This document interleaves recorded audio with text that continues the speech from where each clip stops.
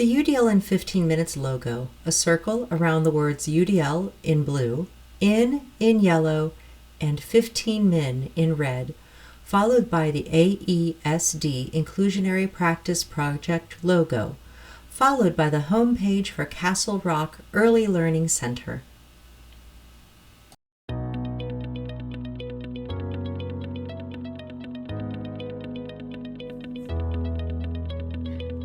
Hello, and welcome to UDL in 15 Minutes, where educators discuss their experiences with UDL. I'm Louie Lord Nelson, UDL author and leader. This episode is part of a special series about the Association of Educational Service Districts Inclusionary Practices Project, where 9 coordinators, one in each region of the state, work closely with 140 school leadership teams to implement UDL and improve and increase inclusionary practice. Today, I'm talking with Janelle Bursch, the implementation coach from the North Central Educational Service District, and Emily Wilgus, the preschool education program coordinator, along with Heidi Schroeder, the preschool instructional coach from Castlerock Early Childhood Learning Center. Janelle, Emily, and Heidi are going to talk about how UDL and this project have helped them grow their inclusive early education model, and this is the second interview with these guests.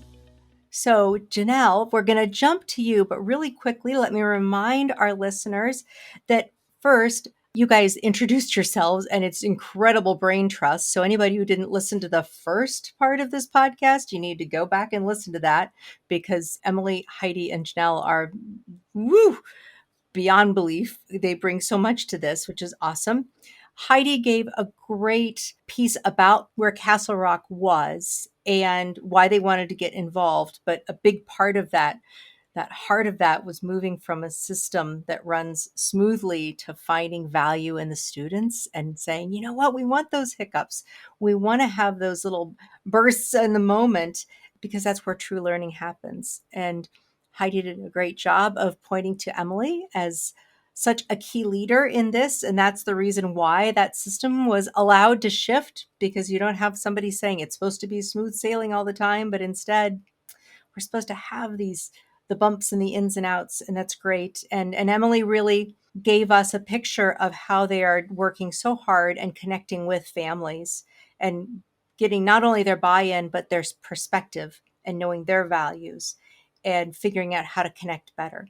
So now we are going to hear from Janelle, and she's going to share in what ways inclusion has improved as a result of this project. Janelle, with chin-length straight hair and bangs, wearing a black sleeveless top, posing in front of a projection screen. Thank you. So the work that we've been doing with Wenatchee School District really spearheaded a paradigm shift throughout their early learning program that had started way beyond before I became involved with the work through the pyramid model and the specific grants from OSPI. The Castle Rock program really has a value of inclusion, and that's spread to other programs throughout the Wenatchee School District, including transitional kindergarten, our community partners such as Head Start, ECAP, and even our private child cares and private preschools. It continues to grow and spread. The goal really for us as a team is to bring UDL to all the different settings in early learning. And Wenatchee School District has a pretty significant early learning system that includes lots of different partners. The really cool thing is that Wenatchee is becoming the place to talk about my work in the region. Other districts are saying, hey, what's going on in Wenatchee? And I say, hey, they're doing great work there. You should come talk to them. And vice versa, Wenatchee's reaching out to other folks in the district, in the region as well, learning from each other. So inclusion is spreading throughout our region.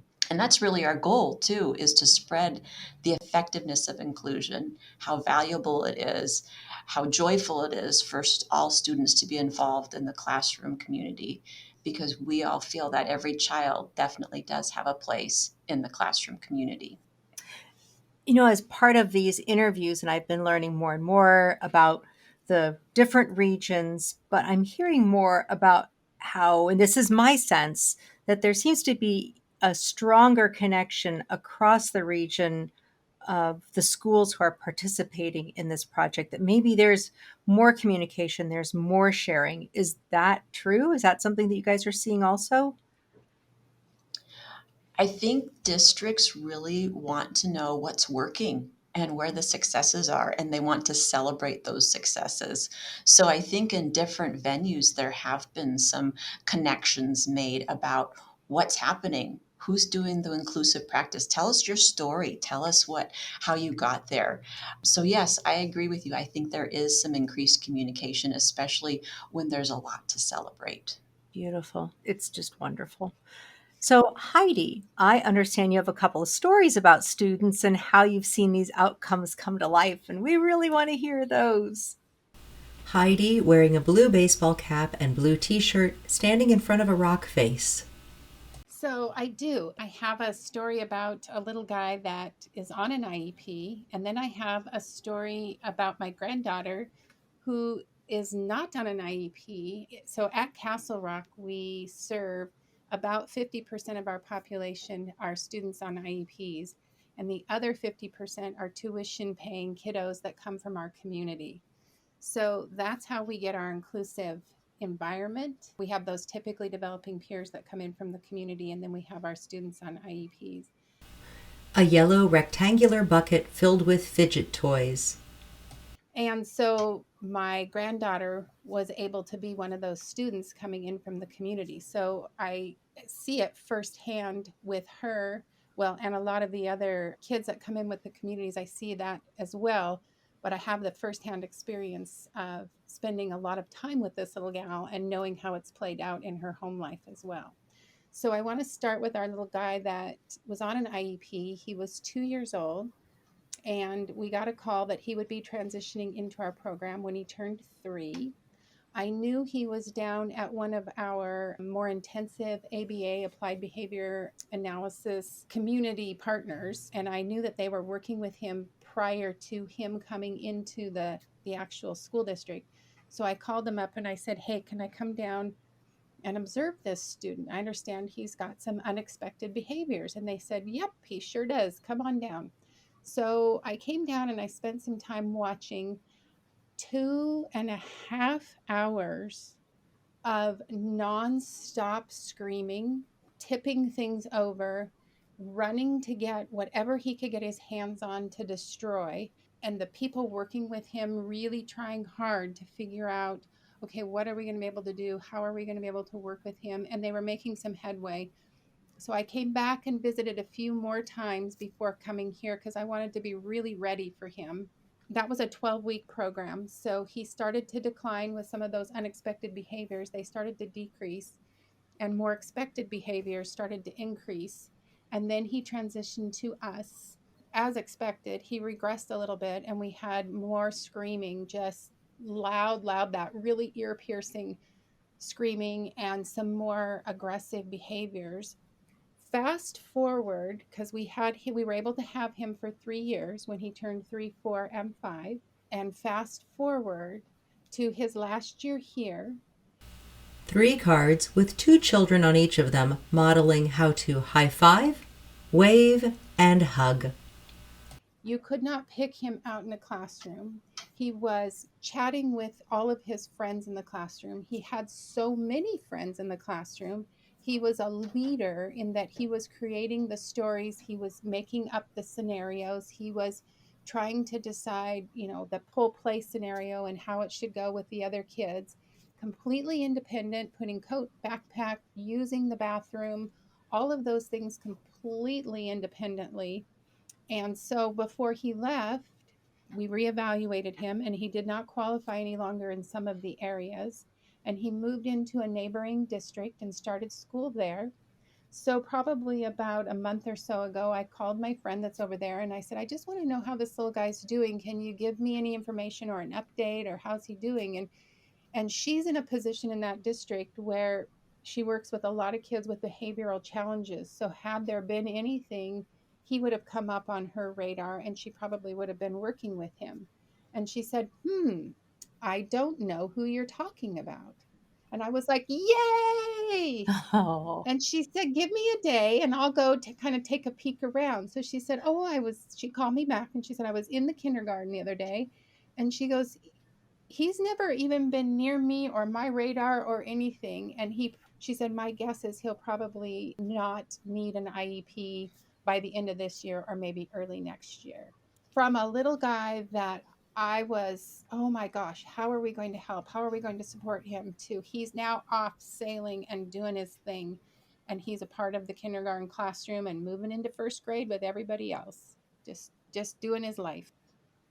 that's wonderful. Yeah. And I'm sure there are people that are going to say, well, how did that happen? And I know it's such a big, multi-dimensional description, but I'm sure a lot of it is grounded in positive assumptions and expectations of, Yeah. you're here Mm-hmm. with your peers and we're a community and we're all working together and here are some structures to help you do that. Yep, exactly. A lot of consistency with routine, and then we use a lot of those peer mediated strategies. A choice board focused on Jim. Yeah. So that's where my granddaughter comes in, and I talk about her because we teach our peers. We don't just say, okay, here you go into this classroom, and there's some kids that might need some help, go help them.